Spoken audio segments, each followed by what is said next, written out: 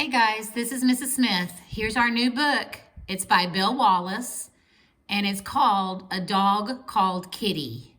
I think that y'all are really going to enjoy this one. I've read it many different years and everyone has enjoyed it. So I'm going to read it to you and you're going to follow along.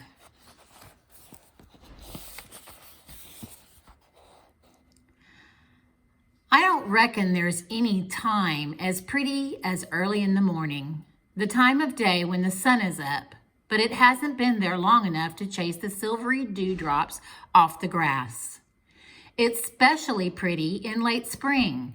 The birds are back from their nesting places in the south. All that chirping and fluttering in the trees makes a certain kind of music, tells you winter's over and it's time for things to start growing and turning green. I guess I didn't notice that time of day when we live in town. When you live in an apartment house in a big city like St. Louis, there aren't many birds and things to study on. There's a lot of car horns to listen to. If you look up in the sky, you can see smoke from some of the factories by the river, but there aren't many birds. Probably the only thing that saved me from listening to car horns and breathing the funny smelling air that hangs over St. Louis like a thick brown cloud was Dad's dream. Far back as I could remember, Dad was talking about a farm, about how he used to visit his grandparents in the country. And he had this dream about someday moving from the big city and getting a farm all his own. Mama, she said he was just dreaming. When Dad would get to talking about it too much, she'd remind him of that fact. Always say something about how he didn't know the first thing about farming, how he couldn't leave a good job like he had, and all sorts of stuff. Then, lo and behold, we woke up one morning and found Dad wasn't dreaming anymore. There was this big moving van parked in front of our apartment. When Mama said something about the neighbors upstairs must be leaving, Dad only smiled and went to open the front door. Mama got downright upset when the men started hauling her furniture away. That's when Dad showed her the deed to a house and 160 acres of land in Oklahoma.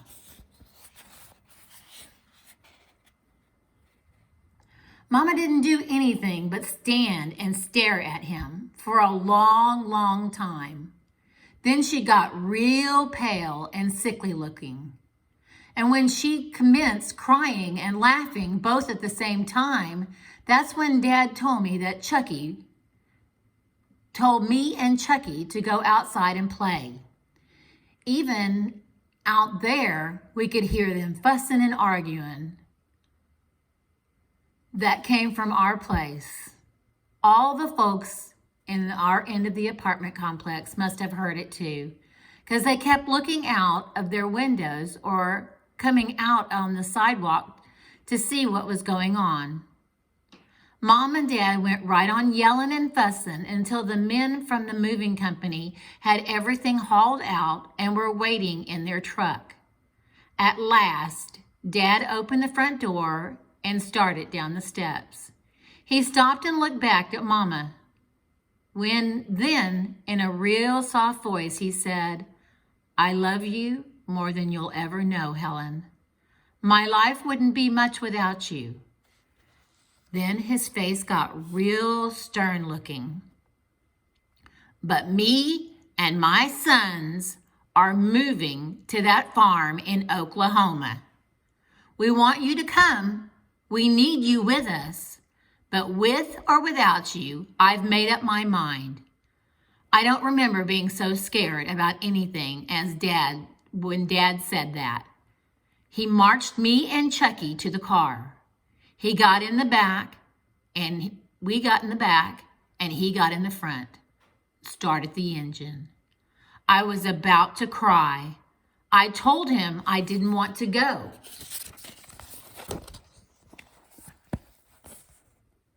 any place without Mama. Only he didn't answer me.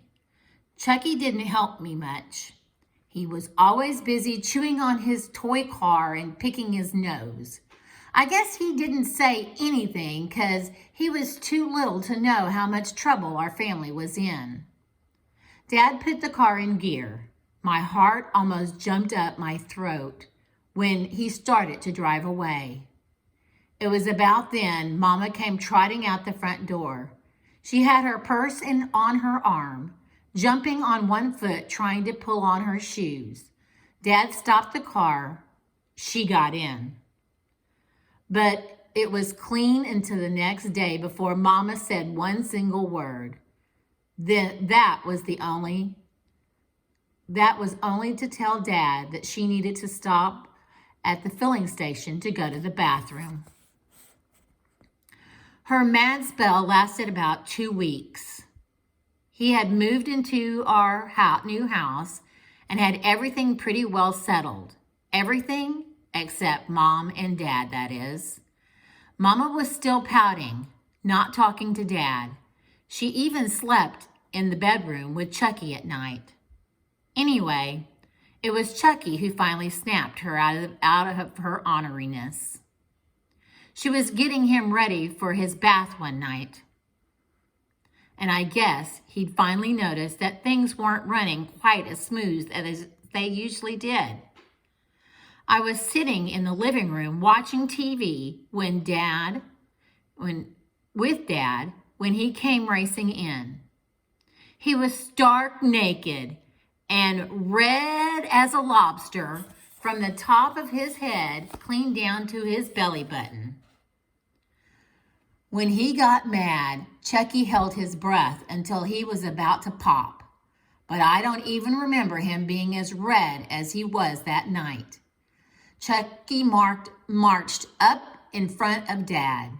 He squared off and kicked him right in the shins. Dad sort of jumped, not quite knowing why Chucky had kicked him, and not quite being able to figure out why he was naked as a jaybird and red all over.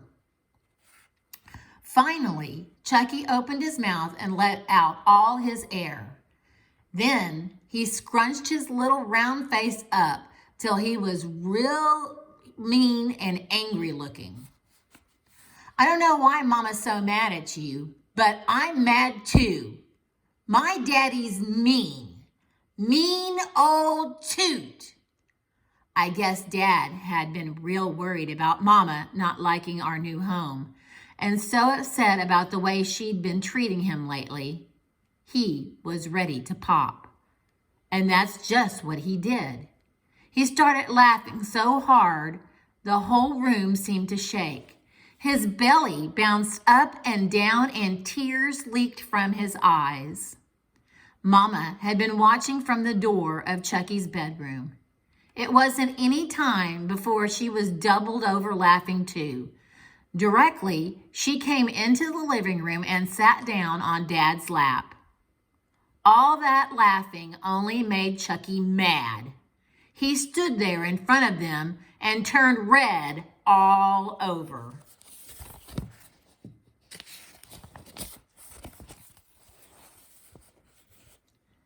That only made Mama and Dad laugh harder. I didn't know what they were laughing so hard about, but after watching Chucky for a while, I got to laughing too. Finally, Mama scooped Chucky up in her arms and snuggled him up real tight. Dad waved for me to come over and sit on the arm of his chair. All four of us sat there, and Mama told us why she'd been so upset about leaving everything to move to a farm in Oklahoma. But she said she decided it wasn't such a bad place after all, that she was glad that we were together and happy again, and that she wasn't mad at Dad anymore, and we shouldn't be either. All that happened more than 2 years ago, but even now, as I remember it, I can't help chuckling to myself. I can't help thinking about how lucky we were that Mama didn't stay back in St. Louis. I guess I got so wrapped up in remembering how we came to live on the farm near Chickasha, Oklahoma, I plumb forgot about what was going on around me. One of the cats from the barn came tearing past and brushing against my leg. It startled me so much I almost fell down when I turned around to see what had hit me. Mama let the screen door slam behind her when she brought out a bowl of table scraps to feed the cats. The bowl made a clanking sound when she set it down on top of the old rock cellar. She turned and cupped her hand to her mouth. "Here, kitty, kitty," she called. Her calling didn't do much good. The 6 scraggly old cats Dad kept around to run mice out of the barn were already coming on the run. I was standing between Mama and the barn. When I saw them coming, I stood real still, hoping they wouldn't trample me in the mad rush to get to their food. Mama stepped away from the bowl, shook her head. "Think those fool cats hadn't eaten in a week," she glanced up at me. "Didn't you feed them last night?" "Yes, ma'am," I answered. "There was a whole bowl full of scraps, and I fed them some of that dry food too." Mama shook her head, smiling. "I hope they act as hungry when they're chasing mice out of your father's grain bin." Suddenly, I caught a movement from the corner of my eye. Something brown and fuzzy. Whatever it was, though, disappeared under the car before I could see it. Frowning, I aimed down my finger at the cats. Sure enough, all 6 of them were clambering around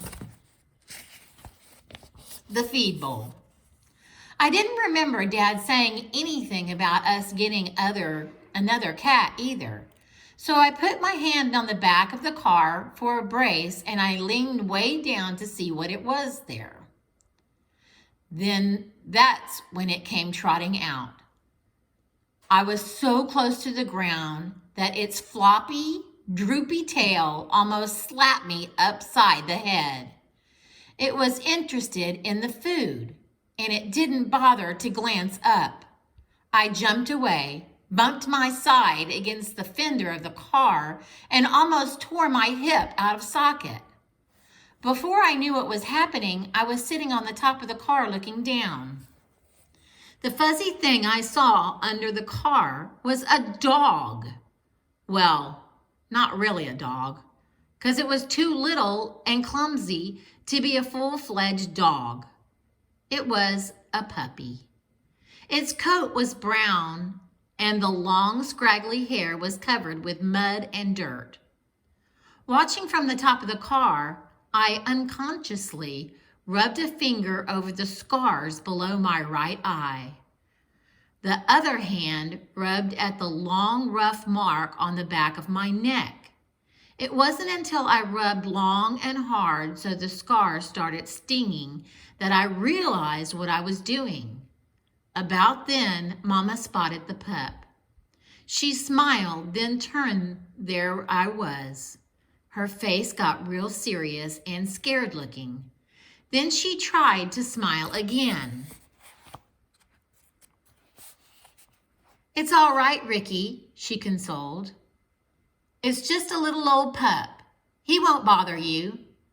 A trembling shot up my back, a shaking that started in my legs and ended in the bristly hair of the back on the back of my neck, a quivering that I couldn't stop, no matter how hard I tried. Mama must have noticed the way I was acting. She flipped her skirt at the pup. "Get!" she yelled. "Get on out of here!" Only the mangy-looking brown pup didn't pay her any mind. She just trotted over to the feed bowl and muscled his way in alongside our cats. I reckon at first they figured he was one of them. But when they found out that he was a dog, you never heard such a commotion in your life. They jumped back, trying to get away from him. In about as long as it takes a mosquito to blink its eyes, they got fuzzed up all over, their tails puffed out as big as they were. The old Tom kind of stepped back and must have decided the dog wasn't as big as it first looked. He inched his way toward the feed bowl. Real careful like, he scooted up next to the pup. The dog was so busy stealing the table scraps, he didn't know that he was being snuck up on. Not until it was too late, anyway. All of a sudden, the old cat flicked out a paw.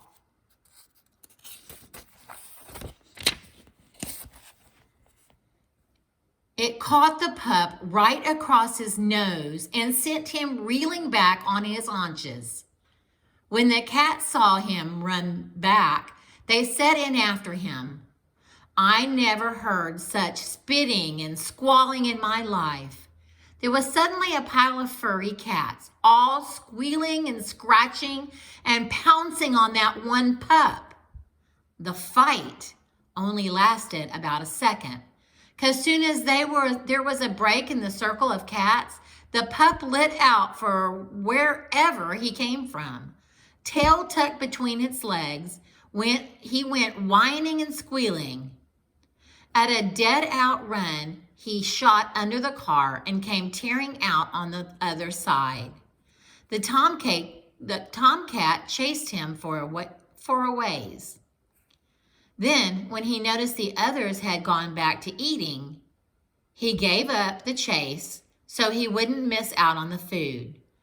That pup didn't know that he wasn't being chased anymore. He kept right on running, squealing and whining like he'd almost been killed. The last I saw him, he was running scared around behind the hay barn with his tail tucked under him. Things were over about as quick as they started. The cats settled back for their meal. Mama stood by the door and shook her head. "Poor little thing didn't stand a chance," she commented. Then to me, "Ricky, I'm about ready. You need anything from inside?" I climbed off the car, feeling things were safe now. "No, ma'am. I'm ready." She went back after her purse and keys, and I got into the car to wait. Seemed like ever since we moved to the farm, that's what I spent my time doing, waiting. I waited on the school bus in the mornings. I waited for the wind to stop blowing so I could go fishing. I waited for my horse, Beauty, to come in from the pasture so I could catch her and go riding. I waited for Brad McNeil to have his parents bring him out to visit. I waited for Mama to drive me into town so I could play football with the guys, like I was going to do today. I'd been waiting on that since early this morning. Finally, she was ready to go. She came out and got in the car.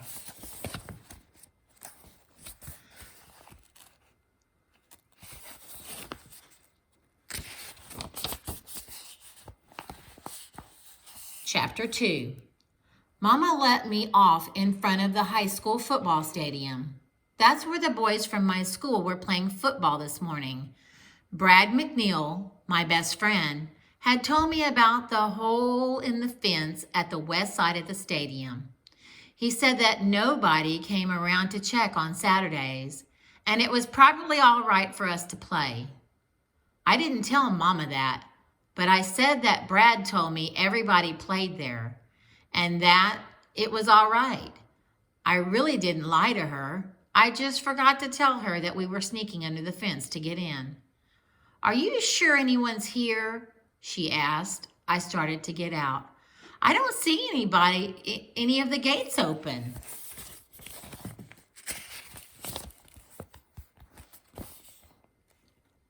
I nodded, remembering the bicycles parked beside the stadium as we drove up. "They're here," I answered. I figure one of the gates on the other side is open. Mama kind of raised her eyebrows. I suppose it's all right, she said with a shrug. I'll be back after I do some shopping. Take about 2 hours or so. That'll be fine, I answered, closing the door. Just honk the horn and I'll be listening. I walked toward the front of the stadium real slow until Mama turned the corner at the end of the street.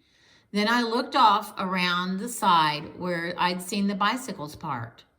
Sure enough, Brad had told me right. There, by the fifth evergreen bush, was a little dirt path. I got down on my knees and followed it through the bushes. And just beyond the hole in the stadium fence he'd told me about. The guys were down at the other end of the field beyond the water sprinklers. I shot through the spray just as they swung and joined Brad without getting a drop on me. Charlie Jinks and Ben Parlin started clapping and yelling when Brad and I marched down the field. Only I figured that they weren't all excited about me being on their team. It was just that Sammy Derlinger had one more guy on his high side than Brad did. And they were glad I was there so the teams would be even. Charlie and Ben slapped me on the back as they huddled up. Brad called the play. All he said was, run for the goal line when you get open. I'll hit you. Charlie snapped the ball, and we took off. Sammy Derlinger was covering me. Only when he figured out it was a pass play, he left off and went toward Ben. Guess he figured that there was no way I could catch the ball, and Ben was pretty good at it. Right then, Brad spotted me open. When I saw him draw back, I was kind of wishing that he wouldn't throw it at me, 'cause I'd probably drop it. Just like I was afraid of. When Brad saw me behind the goal line, he threw it right at me. I guess he was excited because he threw it harder than usual. The thing smacked me right in the stomach. And when it did, I slapped my arms shut around it. The nose of that pointed little ball sure hurt. I closed my eyes when it hit, but when I opened my eyes, dang, did that ball wasn't sitting there in my arms. It must have surprised Brad more than it did me. He flung his arms straight up over his head. Touchdown, he yelled. Then he started jumping.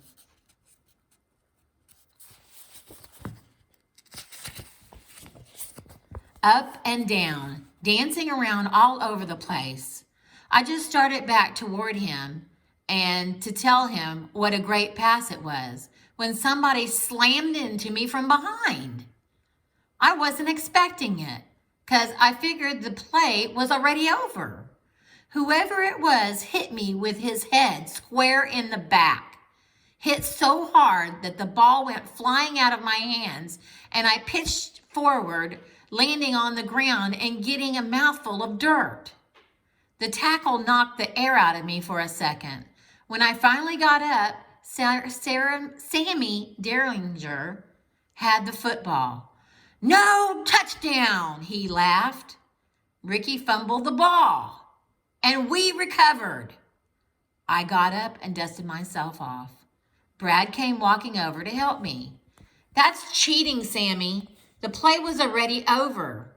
You tackled Ricky after he had caught the ball and was walking back. Did not, Sammy sneered. If he can't hang on to it when he's getting tackled, it's a fumble. No touchdown. Is too, Ben and Charlie came running over. We saw it, Sammy. The play was over. You didn't get close to Ricky until he done caught the ball and started walking out of the end zone. Touchdown counts. Larry, Allen, and Paul Sparks, two of the guys on Sammy's team, came walking up. That's right, Larry. You tackled him too late, Sammy. They got a touchdown. Now, come on. We were walking back toward the field when all of a sudden I felt somebody's hand on my back.